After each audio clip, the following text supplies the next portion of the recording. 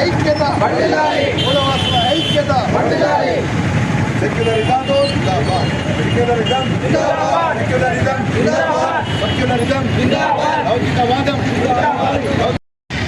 अस्सलामु अलैकुम वरहमतुल्लाहि वबरकातुह।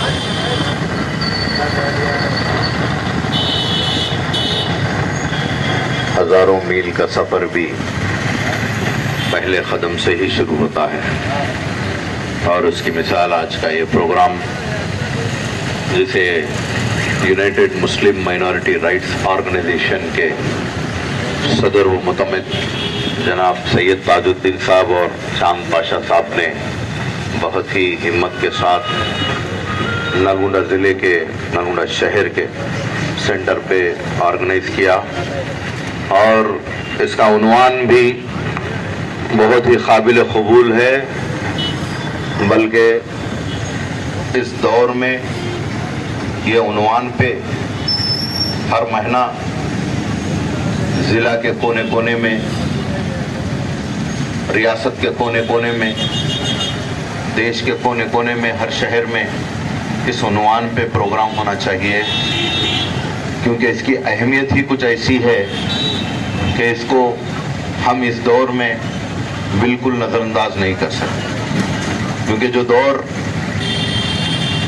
70 सालों में आज़ादी के बाद से गुजरा, उस दौर में हमारे मसले मसाइल कुछ और थे, हमारी जिद्दोजहद कुछ और थी। हमारे पास जीने के लिए, खाने के लिए रोटी, कपड़ा और मकान के जिद्दोजहद में जिंदगियां हमारे पुरखों ने गुजारी। हिंदुस्तान की आज़ादी से पहले जब आज़ादी के लिए लड़ाई में जब शामिल हुए, हजारों की तादाद में, लाखों की तादाद में शहीद हुए और अपने खून को इस ज़मीन पे सींच कर हिंदुस्तान में दौरे गुलामी से आज़ादी के तरफ जाने में मुस्लिम तबका सब वजनदार है। क्योंकि जमहूरियत में गुज़िश्ता यानी कि 2014 से जब से ये हुकूमत मरकज़ में कायम हुई, अपने नापाक इरादों के साथ पसमानदा तबके, मुसलमान, दलित और आदिवासी और पिछड़े वर्ग के लोगों के ताल्लुक से बिल्कुल इम्तियाजी सलूक और नाइंसाफ़ी और जालिमाना सलूक करते हुए वो लोग ये अपने यानी कि अपने पीरियड के 8 साल गुजार चुके हैं। अब रही बात कॉन्स्टिट्यूशन को लेकर, जब ये प्रोग्राम किया गया तो मैं सिर्फ उस पर ही ज़्यादा रोशनी डालना पसंद करता हूँ, क्योंकि उसकी शौर बेदारी हमारे तबके में बहुत ही कम है। ये लोग कॉन्स्टिट्यूशनल रेमेडीज को पसमानदा तबकों तक पहुँचने से रोकने के लिए अपने कुछ नापाक ज़हनियत के लोगों को, तासुब भरे लोगों को लेकर जुडिशरी के ऊपर हमला करते हैं और प्रेस मीडिया के तकरीबन दलालों को, बिकाऊ दलालों को, मीडिया के यानी कि बिल्कुल गंदे ख्यालात के लोगों को ख़रीद लेते हैं और जुडिशरी पे हमला करते हैं, प्रेस के ज़रिए गलत अफवाहें उठाते हैं, मुसलमान को बल्कि इस हिंदुस्तान का दूसरा शहरी करार देने के लिए नेशनल मीडिया में डिबेट्स कराते हैं, छोटे छोटे इश्यूज को अलग अंदाज में रिप्रेजेंट कराते हैं, उसके ज़रिए फिजा को ख़राब करते हैं। मैं ये कहना चाहता हूँ कि ये हिंदुत्व आइडियोलॉजी जो आज हिंदुस्तान में हुकूमत में आकर मुसलमानों के खिलाफ आम सेक्युलर हिंदुस्तानियों का जहन खराब करने की कोशिश कर रहे हैं, वो लोग पता नहीं कौन से यानी कि बात, कभी कोई ग़ज़वा-ए-हिंद बोल देता है तो कभी कोई यानी कि दूसरे देशों से ताल्लुकात की बात करता है, तो मैं आज यहाँ ये मंच से बोल रहा हूँ, ये पूछना चाहता हूँ कि क्या हिंदुस्तान आज़ादी से और आज़ादी से पहले से आज तक हिंदुस्तान में कोई शहरी कोई गलत बात, कोई गलत इरादा, कोई गलत फहमी जाहिर किया?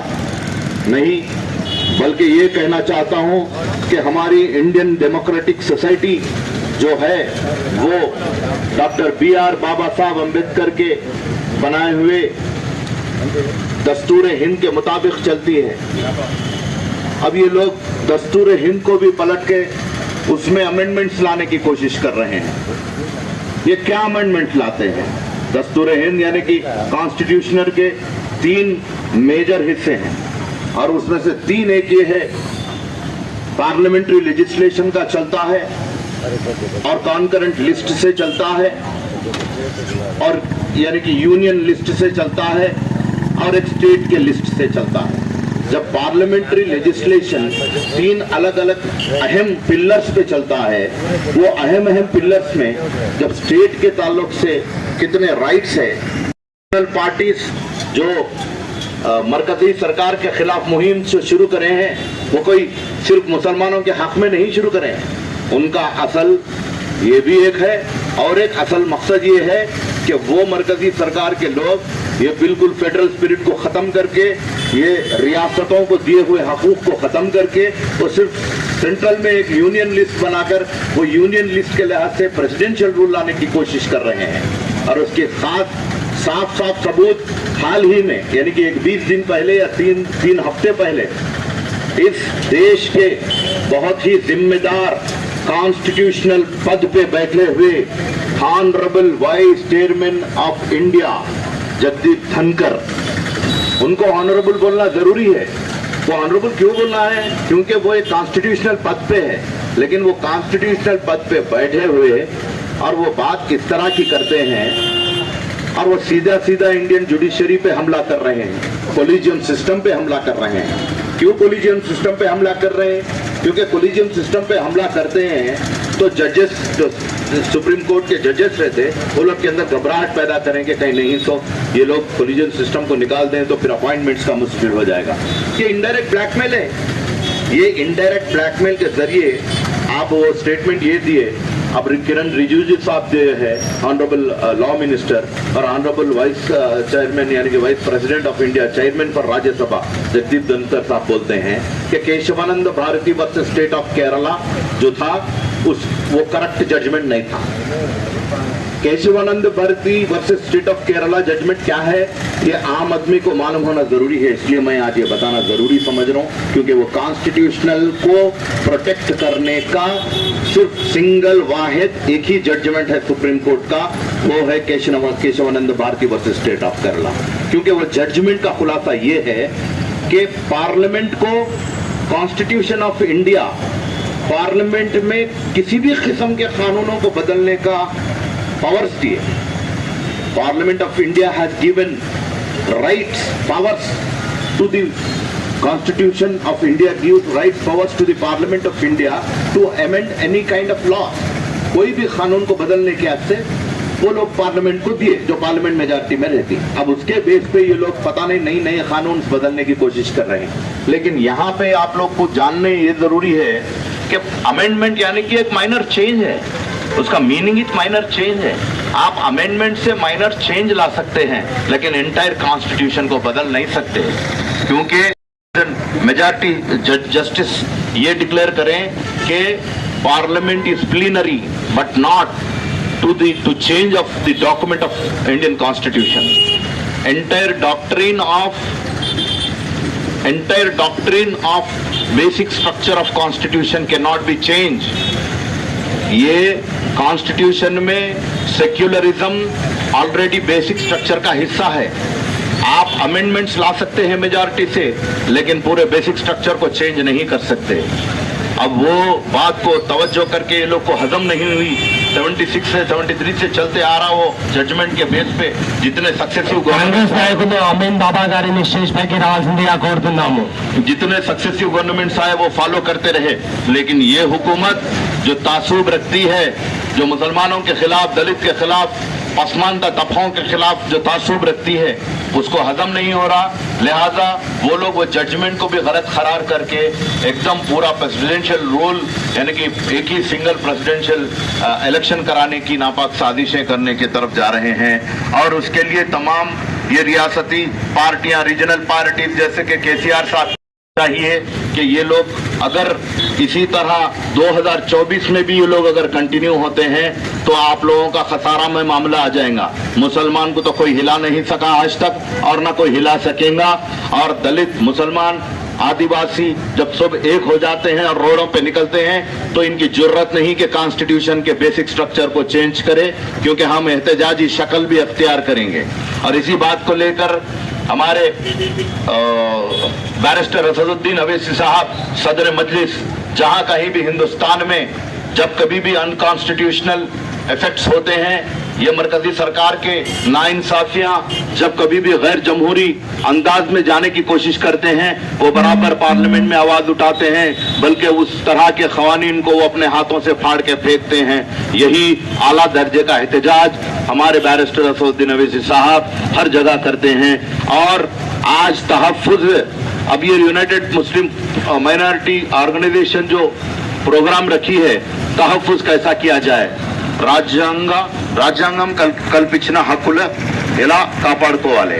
अब how to protect the fundamental पे डिबेट्स होते हैं तो सो कॉल्ड पेड स्कॉलर्स यानी कि खरीदे हुए दलाली स्कॉलर्स आके बोलते हैं कि आर्टिकल 14 जो है तो right to equality before law देता है, तो फिर क्यों ना हम यूनिफॉर्म सिविल कोड को लागू किया जाए, जबकि कॉन्स्टिट्यूशन में यूनिफॉर्म सिविल कोड का बराबर जिक्र किया गया है, तो मुसलमान यूनिफॉर्म सिविल कोड को क्यों नहीं मानता। अब ये बात को भी मैं खुलासा देना चाहता हूँ as a constitutionalist, as a practicing advocate. जब article 14 right to equality before law बोल रहा है तो डॉक्टर बाबा साहेब अम्बेडकर साहब ने उससे पहले right to protection of equal rights का भी उन्होंने यहां पे दिया। प्रोटेक्शन ऑफ इक्वल राइट्स, तो पहले आप प्रोटेक्ट करिए इक्वल राइट्स को। यहां पे हिंदुस्तान में प्रोटेक्शन नहीं हो रहा है। जब protection of equal rights, equality before law का नहीं हो रहा है, तो फिर right to equality before law को क्यों आप लागू कर रहे हैं। यानी कि एक स्टेप आप पीछे कर दे के direct right to equality before law की तरफ जा रहे हैं। ये भी बिल्कुल हमें गौर और फिक्र करने की जरूरत है। इंटरप्रिटेशन अपने अपने अंदाज में गलत दे रहे हैं। इंटरप्रिटेशन गलत देने से ये बदला नहीं जाता। हिंदुस्तान का आइन, दस्तूर हिंद को कोई बदल नहीं सकता, और अगर वो बदलने की कोशिश किए हैं, करने की नापाक साजिशें अगर कर रहे हैं, तो उसको हम बराबर मुंहतोड़ जवाब देंगे, हम एहतजाज करेंगे। सारे लोग एकजुट होकर इस तरह के प्रोग्राम को कामयाब करने की जरूरत है। मैं इंतजार करता हूं नलगुंडा जिला के लोगों से कि जहां कहीं भी दस्तूर हिंद की बात आती है तो सबको एकजुट होना जरूरी है। इस मौका देने के लिए मैं अपने यूनाइटेड फोरम के ताज साहब को और चांद पाशा साहब को तहे दिल से शुक्र अदा करते हुए इजाजत चाहता हूँ। अस्सलाम वालेकुम। యునైటెడ్ ముస్లిం మైనారిటీ రైట్స్ ఆర్గనైజేషన్ సంస్థ ఈరోజు నల్లగొండ పట్టణంలోని క్లాక్ టవర్ సెంటర్లో రాజ్యాంగ పరిరక్షణ వేదిక చర్చని ఏర్పాటు చేయడం చాలా అభినందనీయం। మరి ఇలాంటి కార్యక్రమానికి మమ్మల్ని నేను ఎంఐఎం జిల్లా అధ్యక్షునిగా నేను హాజరు కావడం కూడా నేను చాలా సంతోషపడుతున్నాను। మరి ఇలాంటి వేదికలో మరి వివిధ పార్టీల నుంచి వచ్చిన సహోదరులు వారి యొక్క భావాల్ని వ్యక్తపరిచి భారత రాజ్యాంగ పరిరక్షణ కోసం మరి భారతీయులందరం ఏకపక్షంగా ఎలా పోరాడుకోవాలి, ఎలా కాపాడుకోవాలి అనే దాని మీద చర్చ చేయడం అనేది ఇక్కడ చాలా అభినందనమైన విషయం। మరి ఈ కార్యక్రమాన్ని ముఖ్య ఉద్దేశం ఏంటంటే, ఈ నడుస్తున్న తరుణంలో భారతదేశ ప్రభుత్వం, కేంద్రంలో ఉన్న ప్రభుత్వం భారత రాజ్యాంగం మీద అనేక రకాలమైన దాడులు చేస్తుంది। మరి వారు తెచ్చే నల్ల చట్టాలు అవి రైతులకు విరుద్ధంగా అయినా కానీ, మైనారిటీలకు విరుద్ధంగా అయినా కానీ, మరి ఎన్నో భారత సంస్థల్ని అమ్మేసి మరి ఆర్థికపరమైన నష్టాల్ని చేయడం కూడా, మరి ఎన్నో విషయాలలో ఇది భారతదేశానికి తీరని లోటుగా వారు చేస్తున్న ఈ ప్రయాణాన్ని ఆపాల్సిన అవసరం ఆసన్నమైంది, సమయం ఆసన్నమైంది. మరి అలాగే భారత రాష్ట్ర ఉపరాష్ట్రపతి జగదీప్ ధన్కర్ గారు, రాజ్యసభ చైర్మన్ గారు మొన్న రీసెంట్గా జరిగిన ఒక కార్యక్రమంలో వారు ఒక స్టేట్మెంట్ ఇచ్చారు.